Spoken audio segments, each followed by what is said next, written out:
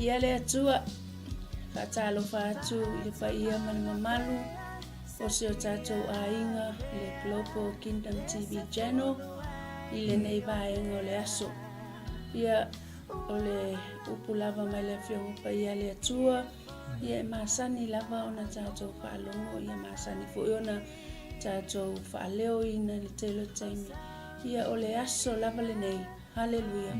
Na whaia le alii tātou te oli oli mo tātou fia fia iai. Amen. Mai lava I le tae au ia sa tātou wa aia ia fōlinga la le o le aso Iwi lava ina timu ia ai o le timu na whaia le atua. Amen. Ai whaftai ai I le alofa maleanga le o le atua ia wa tātou toi whailoa I lumo nuu ai le utua nuu wa tātou whailoa I le manuia ia male alofa whaasoa mai o le atua I lo o tau soifua malo tātou wola. Tari tonu foi I le nei au uli. Ia o lo whapena ona manuia malava I tātou. Whapea foi ia pa anga masania le nei au nanga. Ia por tātou por kalame foi o le Faugagana o le Malo Isaraelu. E whaatalo whaatu. Ia ma whaafeiloa I atu ia te o tau malava. Ia I le suafa manu Malo Yesu Keriso. O le suafa sili sili suafa umalava. O le suafa le o whapena ona tātou maua ai le saolotonga. Tātou maua ai le malolonga. Ia wa maua ai fo I le mawhanawhana. I le nei aso amene. Ia vi ia le atua o le au nanga lona 5 le nei. Ia le tātou porkalame o le Faugagana o Malo Isaraelu. Ia ma te whaatalo whaatu I le tātou ainga pele I le nei tae au o I le nei auli. Ia le sunga I le pule o le nei ala leo sunga ia Pastor Mike Pureta ia whapere whalitua ia Sarah ia male no foalu le whangalo ina fo ia le sunga whawhia ngainga ia Freti ma whalitua ia male ainga le alofa tūnoa pata alofa atu fo I le nei au auli I tamama tina ma tutua ia mai se fo I o le au whainga luenga le atua I sunga I whawhia ngainga mo o tau whalitua Malo le tau, malo le whaamalolosi le ngā ruenga ia wa tōwhina ai o tau ia mai tātou umai le atua ia le atua I le nei o nolo na lofa na ngalei katalo whātu fo I a inga ma wō wai fo I se tasi e fo mai nunga le tātou wala leo le nei o ia katalo whātu le au nanga pulpul kalame Faugagana o le Malo Isaraelu ia te o le nei a uli Patalo fatu fo I le whangaloina, sio maua e kalesia, Prince of Peace, AOG, mi ia le atua whaftai ia te o tau, ia ona o la o tau nofo te talo, ai le ngata I lea o la o tau tapua inga, ia e pe ona ia I le nei aso, ia ngaso umalava, holo o manuia I pe ima ua male au auna, e whaftai fo I ona o le au tatalo, la tau o lo whapena ona tutu mai tua, hallelujah, whapena ona tau wina le tau o le tatalo. Hallelujah, lo whapena ona tatalo I le au ma le pō, ia o lo o manuia I pia whaiva ma te ute. E ui lava ina tātou iai I taua. Hallelujah, whaasanga iai tātou, whaasanga iai. Ai e pe ona manuia I le loto I le nei au uli ina ua mātou mafuta ma le au na le atua ia Pastor Mike. I le nei au manuia lava le loto ina ua whaifo talo moni ma whamaoni toftofo ina I lo tātou whatuatua ia malo tātou loto atu I le atua inisio taimi ai e le songa toftofo ina fo I tātou ia mai le atua le me loa le atua e ngā whatia malo tātou malosi moni lava lai iai taua iai taua o le nei o langa ia malenei soifuanga lo tātou wolai ia ai tofo mai tātou I le atua pe ona le amataina foi le au nanga I se talo pe fo le tātou mta upu ina ua ta pena I le nei aso ona olo iai fo se tasio tali para mai ia ola utau ala vale nei na tawina le nei aso ono le aso le nei o le porkalame ai le pe te alu fa mua porque fa mua ia lo tali ile fa mai pe te sa we fa ile au nanga ai ina ofisili mai le tama alanga ai la utala na fai ile atu na utala na fai ile atu la walu ai lo malo sile ia e fai ile au nanga i lunga ala leo so se au nanga ai lo prayer request no fai ile atu fai eto e fa fo ile malo si ile atali ole a mako yo fo atu ai fesili mai la tama lai fai la ka wor ke min mai ete ai fa mua ba ai la upu nga fai amile ia ai fa tai le tu ina wo mato mai futa mla ona le tu ole plan le tu ai mato mai la wala ai la fai mai por kala men ma o la fai mai le upu no fa lo ngoi ia e loto atu i mea ilunga hallelujah man we ala wala loto wa confirm mai le men a mai ete au te sa fa mo le tu fa mo le au nanga le tu e tio le tu ma le tali le fa malo longa ma me uma ai tofo ina ila ia lo tangata ma o ma tama le wala iona ia ile nei o li wa ma sa fa ia tu ai lungo le platform e fa tai ia tu ai lau tatalo ia fa pena ona la ngona i pena ma fa le loto fa mai le roma le e balu fa i ko tolo suma tas fa mai a fai wa au tato le tu why la se fa sanga tanga if God is for us who can be against us hallelujah ia le verse nga matua i manuia lava le loto mai lava le la weekend ia malo matua nga lue fo i lo loto i le nei vai yaso o molo ia i se tawalo fa pena ona fa sanga ia hawina tofo ina i le tangata pala awina pe ona ia i le nei yaso e fa tai le lo fo le tua i o tato mafuta i lungole tato wala leo ole glopo i le nei o uli ia e ola o sau nia se talo i ona tu ina atu ai lea i le au na le atua mo le tato po mata upu hallelujah we give you all the glory Father honor and the praise hallelujah mato faaftaia lo lofa mlo wanga le lei awai sili ese lava o etama e mawalunga o wala e mawalunga o manatu lo mato watua hallelujah mato faaftaia te oe fa pena ona fa tupu ina pele oli ma le fia i o mato loto pe ona yai fo ile nei hawa uli ile porkalame o le Faugagana o le Malo Isaraelu mato faaftai tama mai lava ile tae ao sa fa pena ona ngalue mai le mana o lo wanga pa ia e tele i tu la fo ina lava i mato e ui lava ina mato yai i taua ma mea whainga tau le nei o langa ai tele tu la fo ina i mato ai te yai pea ia te i mato i so o se mea mato te ho yai tama mato faaftai lo alofa malo wanga lelei mato mafutai malau o auna ya Pastor Mike le nei o uli ia lava la wa fio ia o wala mai se o le au nanga i lungo le nei ala leo ia wa mato ma wa ile maftanga fia la ngona ai fo ile anganga pa ia o la wa fio a mato yai totono le nei potu pa pena fo ile ainga pele po pa anga le nei au nanga mafuta mai ilato la tonu lava ile nei vai ngole aso lo la ngona fo ilato le anganga pa ia le o la wa fio taita mai la famani yanga yo mato tangata e mai se yo mato ainga mawo tai la famalo longa ile atali e mai so ilato malava yai tono le fale mai lo mato watua e o mamai tono maota malawa ia fa pena le tuona yai la famalo longa Pamaluia ia te la tau mafuta mai le nei o uli mai se foi ola o ona ia Mike malfaritua ia Sarah male no foalo ngata foi lea o le au ngā lulue so se platform lungo le ala leo le Global Kingdom TV channel o mātou atua ia ia i lau whaamani ianga ia o auna Pamaluia mai o eta mā tu ina atu i o luma le au nanga le Faugagana o le Malo Isaraelu mai lava le amatanga o ngā tutonu se ia o fo ilo na whai wina tama na lue ma le mana o lo nganga pa ia i o mātou loto e mai se fo i o lau upu ia whapena o nā ruma le mana i lene ia o uli tama futa mai le mana o lo nganga pa ia Yesu Keriso lo mātou li ma lo mātou whaola pa mangalo fo i so mātou whale ton e ala atu le soaf pele o Yesu lo mātou li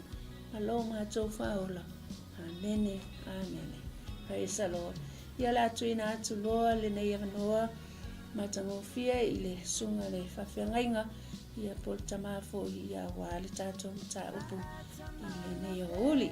Praise the Lord. Ia, vi ia le tua o le whawhtai le ri ia le umang whawhiro i atu i le tina le nei vai ngō le aso ia vi ia i le tua e whawamau. O le tusi tātou tusi whaitaunga wai lunga o le tātou screen. Lua no fai ngā tupu e mua whek mua e o ili ono. Lua no fai ngā tupu e tā mua e mua e o whai poe ono le nā whai tauina. Te wa i eima umatina. Sa whātu wina Solomona ne atari o tā vita i lona Malo. Sa ia te ia lona tua o Iova. Wana mtuafa tele ina fo i lona mamalu. Ona whaia tuai lea o Solomona ia Isaraelu uma. O alii o taito afe, ma taito selau, ma whaamasino, ma ali sili uma o Isaraelu uma. O matai sili. No atu ai lea o Solomona, ma le whaapotapotonga uma, whaatasi maia i le mea mawalunga sa kipe ona.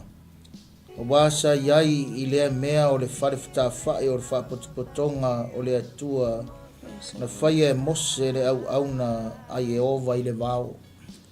O le atola aua le atua na ave ina e tā vita mai kiriata ia rima. I le mea na saunia e tā vita mo le atola au, a wana ia whai ai le whale ie i Jerusalema. O le whata whaitaulanga apa me mea na whaia e pesa leli le atali o auri. O le atali lea o huro.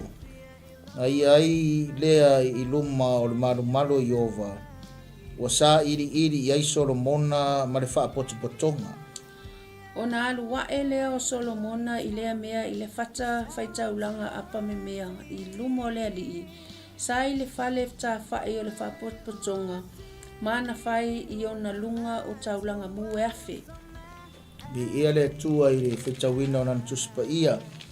Toi foi le titi ai tual fai tau mai le mua no fai ngā tupum tau po e luas formare iwa. O ngai fai upu e fai tau e ono le porkalamena e da suangene mua no fai ngā tupum tau po e luas formare iwa. Fai po e luas fulu ono e o dos fulu. Mua ne no fai ngā tupu e luas formare iwa. Fai po e luas formare ono e o dos fulu. Ya dia la fai tau atu tina fa mo mo. Na faita vita le atari o Yese matupu ya Isaraelu uma. O ona tau sanga na fai ai o ia matupu o Isaraelu e whanga furuia.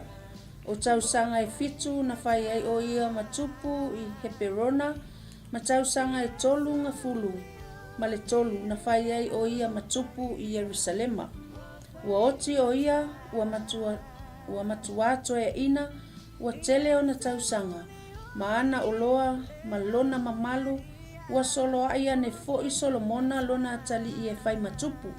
O mea na whaia e le tupu o tābita.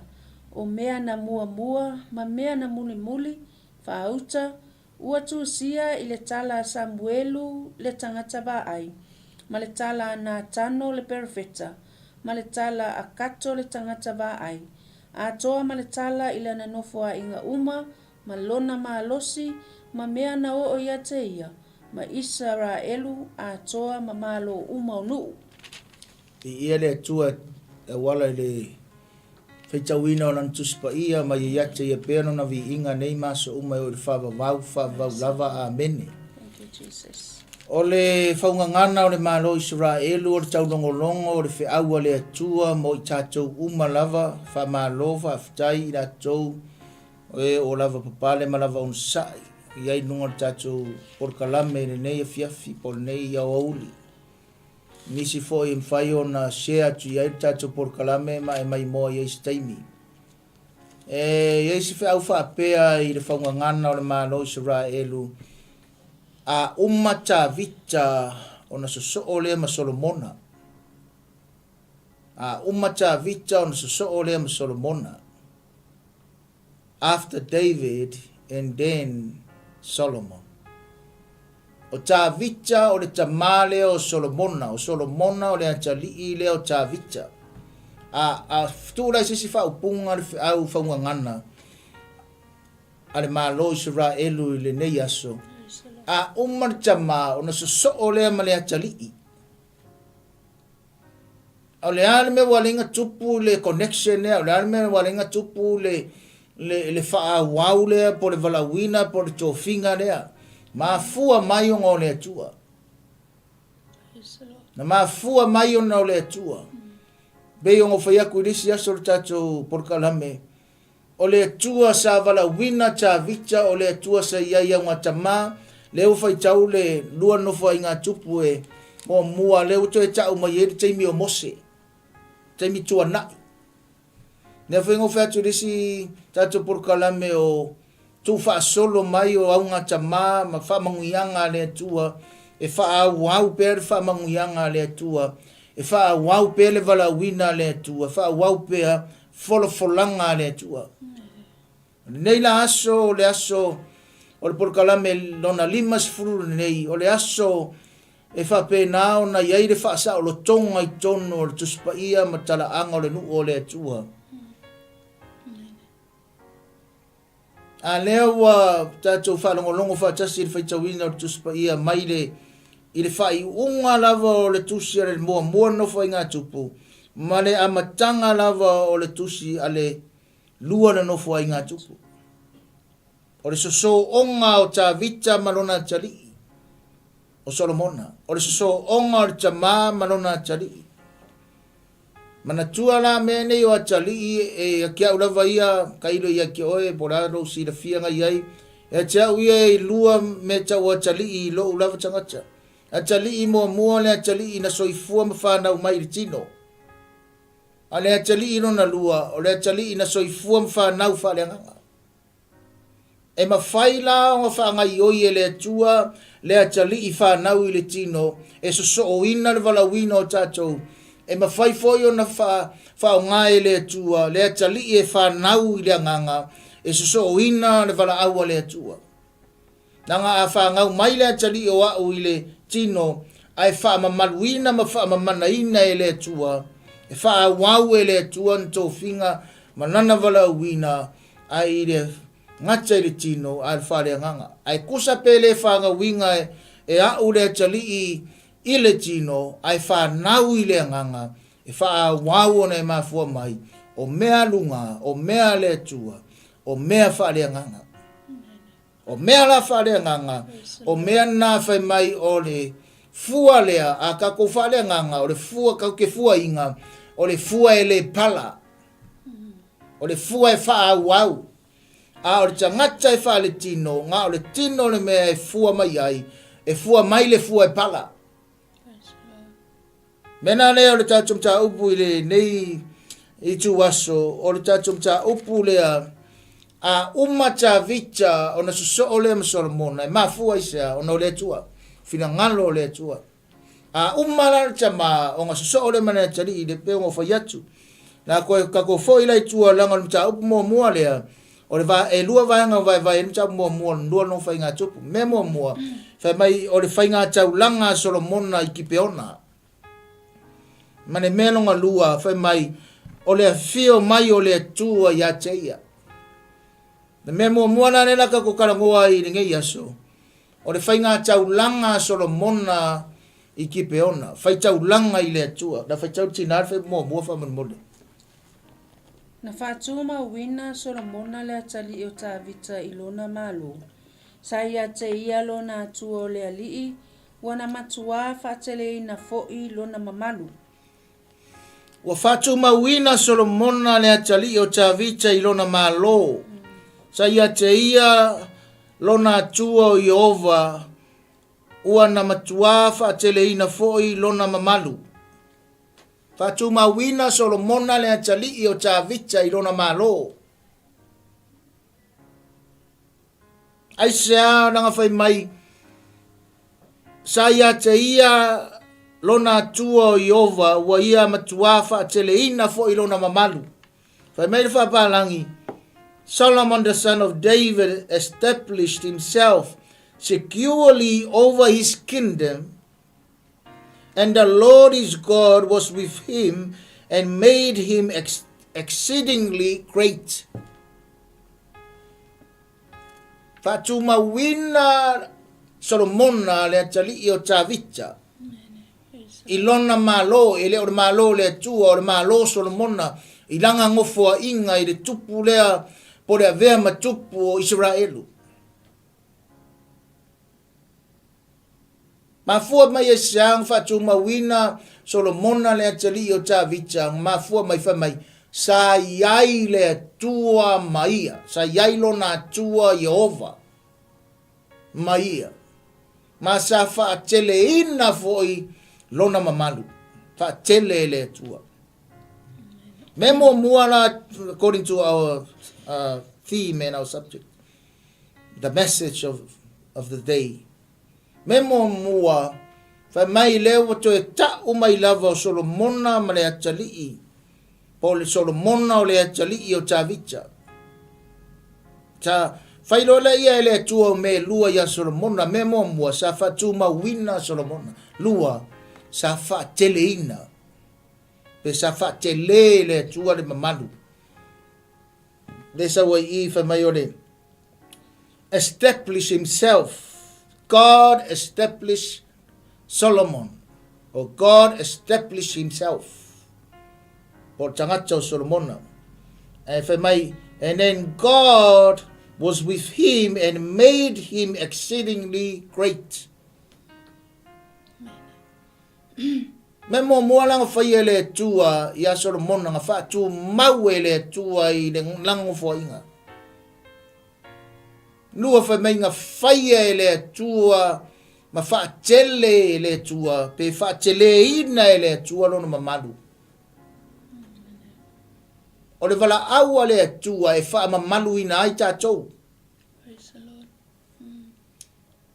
Pe wha mamalu ina I tātou e le tua o ngā langa wala au. So may God glorifies us and God anoints us and God extends us. God blesses us because of his calling. E wha mamaluina la tātou e le tua ngō longa lava whina ngalo. Longa lava wala au. Me la leo Faugagana o le Malo Isaraelu tula au atu ia te oe. Me mua e whaia le tua I le wala aua le tua lo so I fua mala uola. E whaatu mawina oe le tua. Po oa me le whaimaina ia. A whaavae ka kou runga le papa. O le papa le ka kou ke le marue lue ai. Ka kou ke le kau keva ai. If we are founded on the solid foundation, we will never stumble or mean we stumble, but e le mwhaiong ava ese ngai tātou. Le mwhaiong ka kou so sola ese ai, e le mwhainga nga whaia ina I tātou. Whatu mawina oe le tua. God will make you secured. God will make you firm. Will make us strong enough to hold on no matter what is coming on our ways. Le ai se malosi, le ai se pocho, le ai se atamai, le ai se vave, le ai se iloa.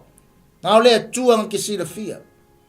O le atua foi e kofo mai, o le atua foi e au mai le malosi. E mwhai e on kako mangu malo inga tofonga, vai le isi whasosonga e mei le atua. Whasosonga mei le fili. Nga o mea uma nga kofonga mwhasosonga kako ke mangu malo ai. Why? Because of God himself, God alone. Ne, resi mea resa wa ifa mai, e wha teleina, ma wha maluina I tātou e le tua, o ngā langa wala au. Wala au le tua sai lunga lon tama. Le wo o mai lunga le tali. Ele fa mamaluina o no tavicha, ele fa mamaluinga o Solomona, nga fa mamaluina, fa tu mawina fa teleina le tua tama mane tali o ngo le vala au le tua. So I believe and we believe ka la ia tu le upu le tua le nicha yao. Fa tu mawina o le tua, ma fa mamaluina o le tua, ma fa teleina o le tua. Ongo langa wala au. E fa chau china fa upu e dua. Ona fai atu ai lea o Solomona. Ya Isaraelu uma. O alii o taito o afe ma taito o selau. Ma fa masino. Ma ali sili uma o Isaraelu uma. O ma tai sili. Now o leo wa yai le tua ya Solomona. Wa umaka vika. Fast food tau sangan tupu ai. Kolu fit tau sangan kupu ai. He perona. Male tourus food tau sangan kupu ai Yerusalem. Makau kia taimi o tavita. But David's time is up. It's finished. It's gone. There wa yai le tua I ya Solomonga. Fa kumawinga. Fa maruinga. Fa teleina. There wa ngai yoi roa. Le atali. Wanga yoi le atali e tusa marvala awa le tua saidong kama. Wanga yoi le atali e tusa marvala awa le tua nga fa solo mai lava ya ngatama. Wanga yoi le atali e tusa marfa mamaluina le tua. Malefa fa atamaina le tua. E tusa le vala awa le tua. Le la wo fai mai le tara tu spa e fai pelua. Se ko fai kaufa mo mo tina. Ona fai atu ai lea o Solomona ya Isaraelu uma. O ali o taito o afe ma taito o selau. Ma fa masino. Ma ali sili uma o Isaraelu uma. O ma tai sili. Wanga yoi Solomona e tusa lo na valawina. Wanga yoi Solomona wa yaile tua wa mauti noa Solomona wa yaile tua fa tasi maia. O le tua sailon tama wa umalon tama. The same God. The same God was with his dad, with his father. Now the same God, the God of yesterday, today and tomorrow. The God from everlasting to everlasting, from forever to forever. Hallelujah. O le tua lea, le wanga yoi, I've got God on my side. I've got God in my side. Wa yai le tua mau. And then, na wanga yoi, na wafai tiuche. Wa fai atu I ali sili, wa fai atu I fai pule, wa fai atu le nuo o Isaraelu, wa yai le mamalu, wa yai le mana, aisa wa mauti noa wa yai le atua. He had confidence that God is with him. Fai tau fai po tōru wha mone mone. Ona o atu ai lea o Solomona ma le whapotonga uma, whaatasi maia I le mea mawalunga. Sai ki pe ona awa sai ai I le mea o le falefta fai o le whapotonga o le atua na whaia e mose le au na le alii I le mau.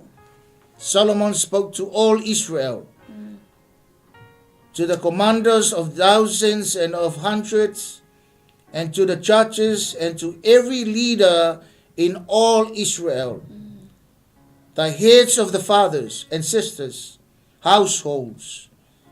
Verse 3, it says, Then Solomon and all the assembly went to the high place of Gibeon to offer sacrifices where the Canaanites had habitually worshipped. For God's tent of meeting was there, which Moses, the servant of the Lord, had made in the wilderness. Wa umang fayatu Solomona, ay famela iyo fay petolu, wa nga yatu ila to ile mea mawalunga, nangofuanga mawalunga. They went with all these people to the highest place, to the high place. Dan mera wo fay, da famela le, nga isa nga le farfta fai. Ono atu ai leo Solomona ma le whaapotopotonga uma whatasi ma ia i le mea mawalunga i kipe ona. A wasa iai i lea mea o le whalifta whai o le whapotopotonga o le atua na whaia e Mose le au auna i ova i le vau. They went up to the high place. Mea ngā nei iai le whalifta whai. Le whale lea whamere o le whale whasitai. O le tent, le whao ngā mai i le translation lea. Le whale lea whamere o le whalifta whai o le whale ie. Whai ngō le tapaneko. O le tapangeto whasikai solo. Mo la le mea mawalunga o ngā lai ai le whalifta whai. O lai ai le whale ie. Ngā whai e Mose i le vau. Ngā whai e Mose le whale ie le i le vau sa mo ma le whafonga mai le Faugagana na Malo Isaraelu. Ngā whai e Mose le whalifta whai le po le whale ie i le vau. O le whale whai ai taulanga i le atua. Whale tapua i ai le atua. O le whale e vivi i ai o le whamai, it's a meeting place. O le whale e whapotopoto ai.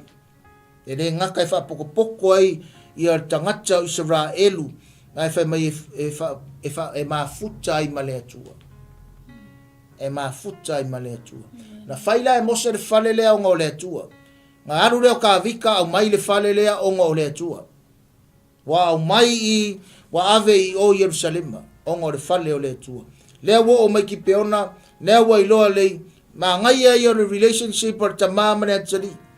O le tamā sa o le tamā sa whai, o le tamā sa auna, sa wha maoni, sa close le la mawhtanga ma le atua, a o mata i eri tangata o Solomona area. Ngā lue mea o le atua, ngā ioi Solomona, wha tonu le nuu, ma ngā i atu le mea mawalunga e o ea, mauti noa e o e kāpua i le atua, la whai kauri ki ngā whai poe wha. O le atola awa le atua, na abina e 𝚟𝚑𝚍𝚎, mai 𝚗𝗜𝗏𝗧𝗏 I le mea na saunia e 𝚟𝚑𝚍𝚎 mo le atola au, a wana ia whai ai le whale ia i Yerusalema. Vai rei. O a mai le atola au mai 𝚗𝗏𝗏 e 𝚟𝚑𝚍𝚎 wa vatu i o le meanga ka penga e ka vika i Yerusalema e kuu ai le atola au a le atua. Ma fua mai sa o ngā mauki ngoa e 𝚟𝚑𝚎 le atua ngā whai Mose. Ngā mauki ngoa fo e Solomona le atua ngā whai a 𝚟𝚑𝚎. Nea na wanga ioi 𝚟𝚑𝚎 e Solomona e tusa o le walawina le atua ma le whinangano le atua ma le whaonga ina le atua pe o ngō whai atu i aita oe. Nea na whai mai ua o I runga le mea mawalunga, ua o le mea le I atola au, ua o le mea le I eri whale ie, po ua o le mea le I whale whita whai. Na whai tauri tina whai upo e lima.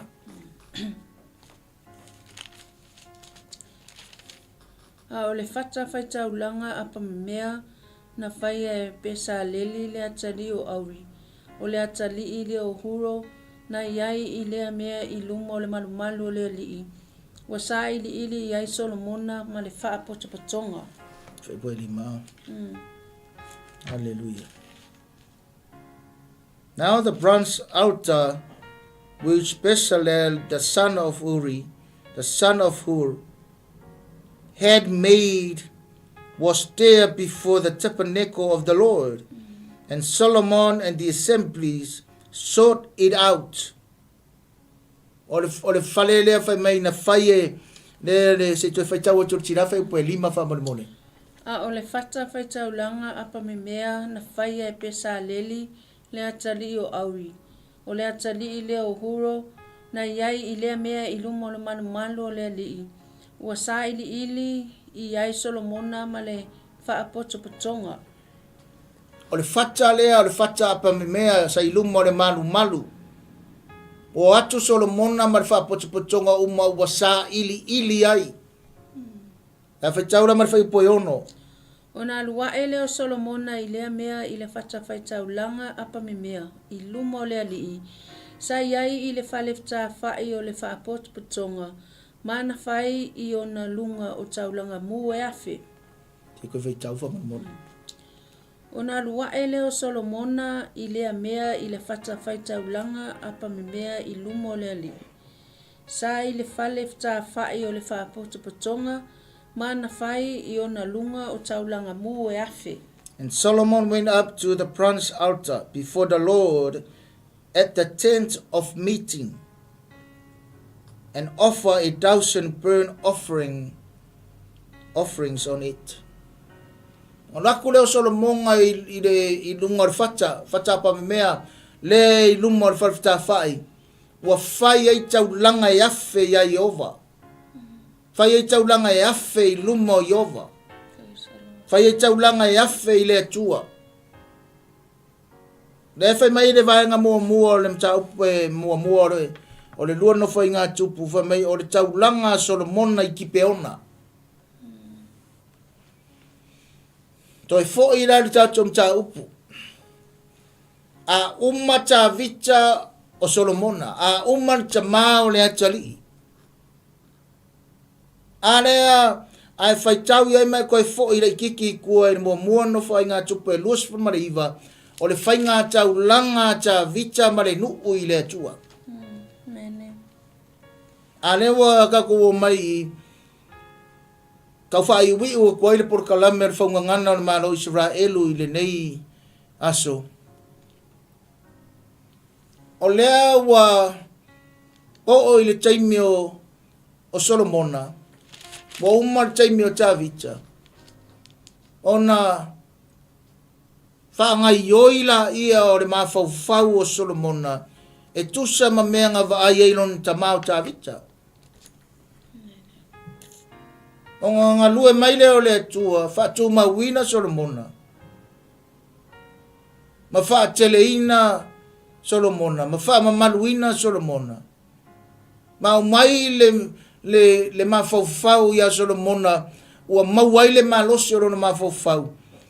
Ua mawhai ai o na ia mauti noa, o le atua lesa ia rona tamau Tavita. O le atua foi lea le ia te ia.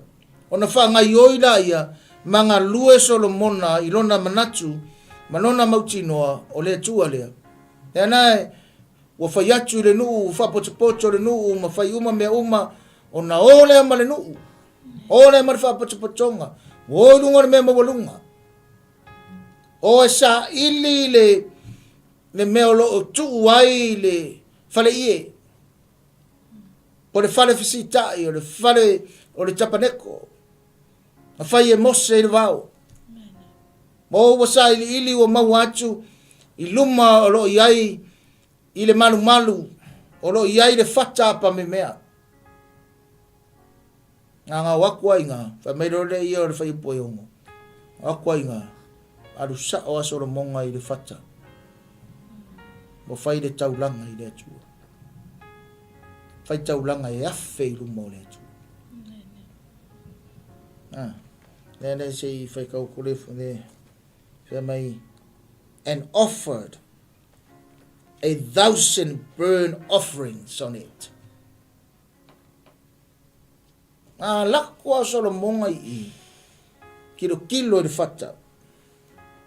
Mai lo atu fata.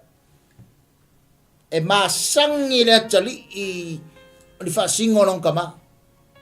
E ma sangi le atali I le mesa I le loto non tama.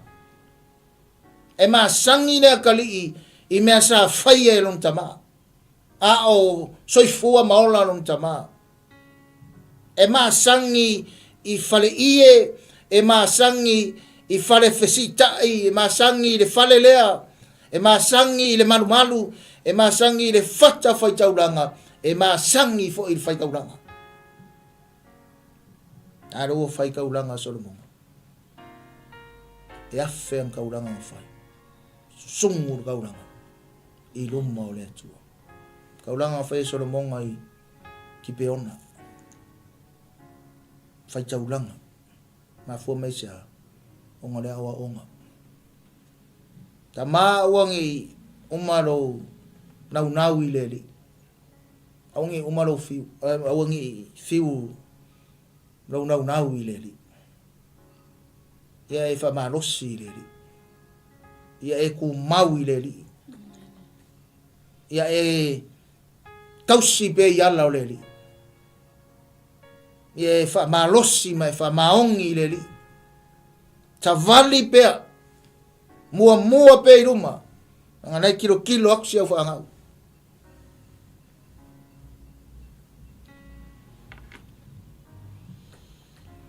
Nga e kei me umai oe, e kei me umai au, e kei me umai kako va aire e wha wau o wala au le atua.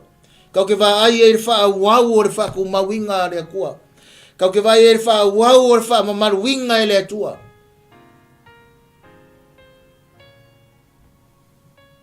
A uma ka vika. O re kei me Solomon. A uma lo kei mi. Ta mama tina. Kei mi ne o whanga.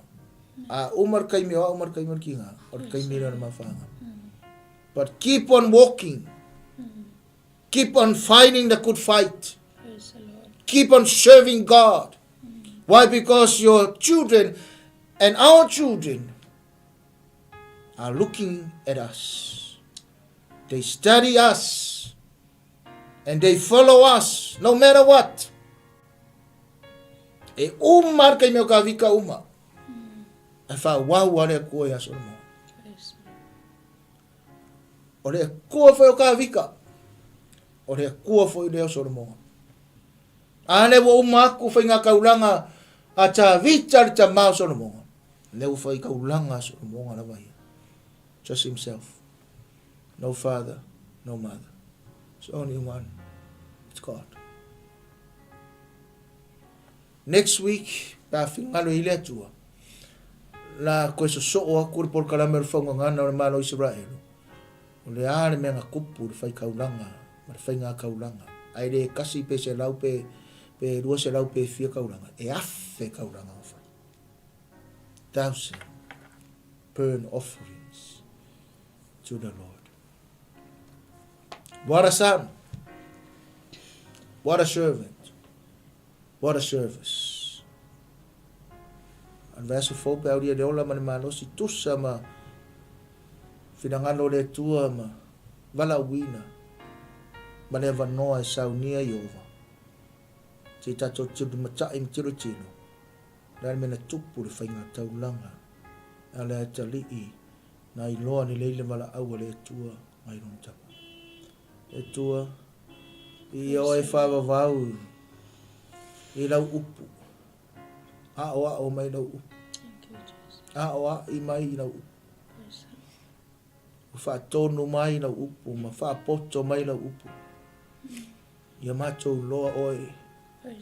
Oe nei wala wina o mātou tamā, wa whai langi ni whaulaunga.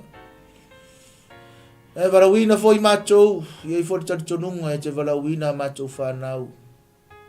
In your own time, O Lord.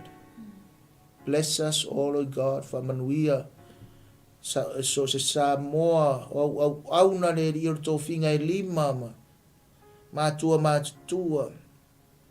Le lau tele le tua. O lau ainga o le klopo, ai meiso le ainga o Yesu.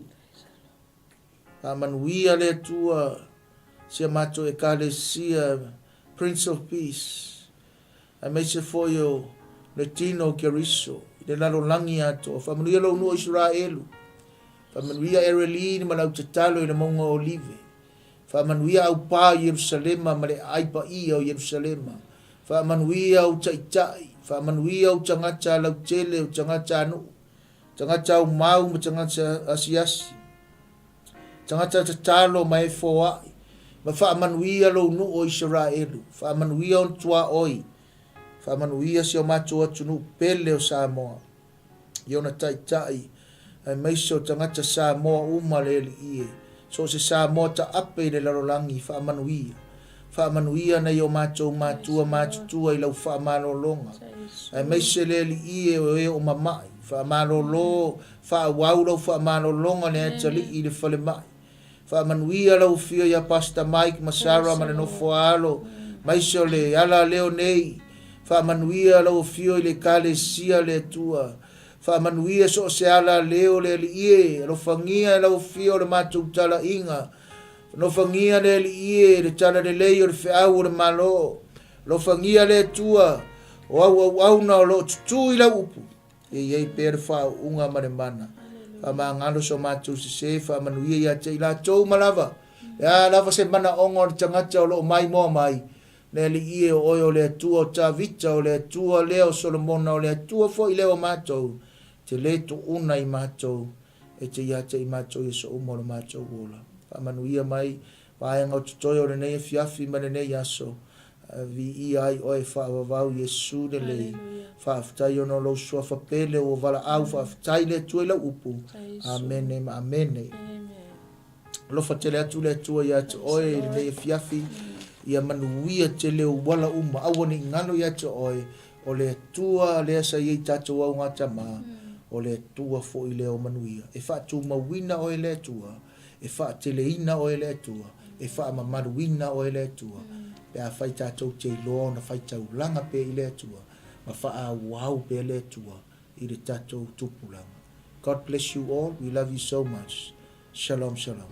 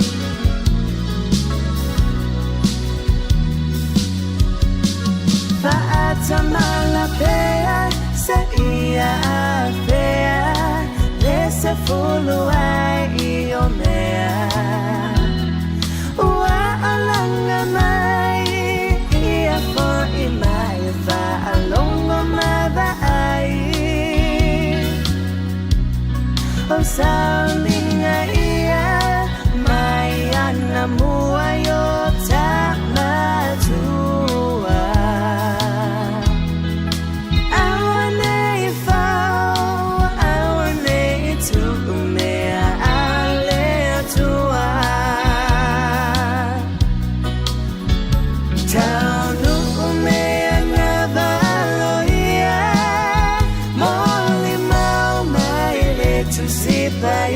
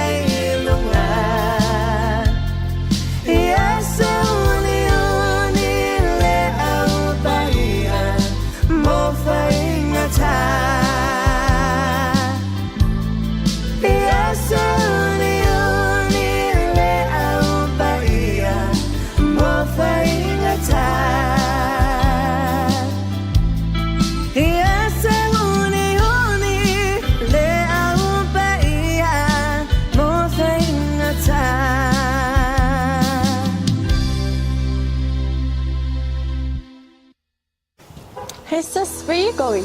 Oh, I'm just heading out to find a place to send money to my uncle in Samoa. Oh, why waste time and petrol? You can use UP Group Money. You can send money to Samoa and it's really fast. Really? Yeah. Can I sign up online? Yeah, it's really simple. Sweet, I'll do it now. Okay, bye. Bye.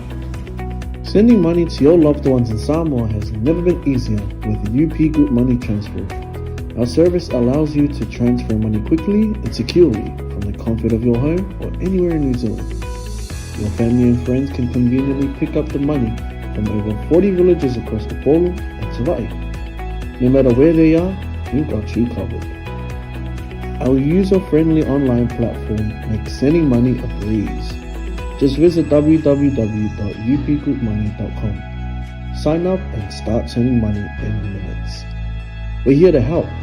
If you have any questions or need assistance with signing up or sending money, please don't hesitate to contact our friendly support team at 09558 2896 or 0800 877 328, or visit us in the office at 6/22 Station Road, Ōtahuhu, Auckland 1062. Experience the ease and reliability of UP Group Money Transfer today. Your family and friends in Samoa are just a few clicks away from receiving your support. Visit www.upgroupmoney.com now to get started. Hey, is it true that your company can help us save money for our trip to Samoa? Yes, that's right. With UP Group Money's partnership with Vodafone Samoa 𝚟𝚑𝚡, you can save money while you're still in New Zealand. You'll need to register with UP Group Money to receive a Vodafone SIM. Once you have your Vodafone Samoa SIM, you can start sending money to yourself through your UP Group Money account to your 𝚟𝚑𝚡 account. You can only withdraw your savings when you're in Samoa. Oh, that sounds great and straightforward. Can I do my registration online? Yes, you can register for UP Group Money online. However, if you need assistance, you can come into our office and we'll help you out. For 𝚟𝚑𝚡, you'll need to visit our office to register and collect your Vodafone Samoa SIM. UP Group Money, in partnership with Vodafone Samoa 𝚟𝚑𝚡, offers you a unique way to save for your trip to Samoa while you're still in New Zealand. Here's how it works. First, register with UP Group Money. You can do this online or visit our office for assistance. Second, receive your Vodafone Samoa SIM. To complete your 𝚟𝚑𝚡 registration, you'll need to visit our office. And lastly, start saving. Use your UP Group Money account to send money to your 𝚟𝚑𝚡 account. The best part, you can only withdraw your savings once you're in Samoa, ensuring you have funds ready for your trip. Wow, that sounds really convenient. I can't wait to start saving. Exactly. So why wait? Visit our website to register with UP Group Money today, or stop by our office for any assistance. Make your trip to Samoa even more enjoyable with our hassle-free savings plan.